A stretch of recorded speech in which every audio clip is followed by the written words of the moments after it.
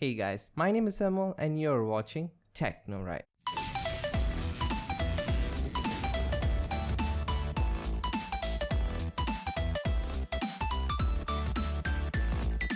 What's going on guys, welcome to TechnoRight. Technology is done right.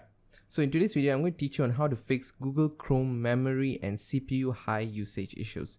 So the fix is pretty simple. So you're going to click on your start button and search on Google Chrome. Okay, open it right here. Then you're going to click on this tree icon right here, and then you're going to navigate more tools and extensions. Okay, here you're going to disable every extension you have. Okay, you're going to disable each and everything. So once you disable everything, you're going to close Google Chrome, reopen it back, and you can see the in your task manager the usage will be completely low. So if you have any other questions or any other problems, please put them down in the comments below, and I think that's about it. So please rate, comment and subscribe, and I'm out.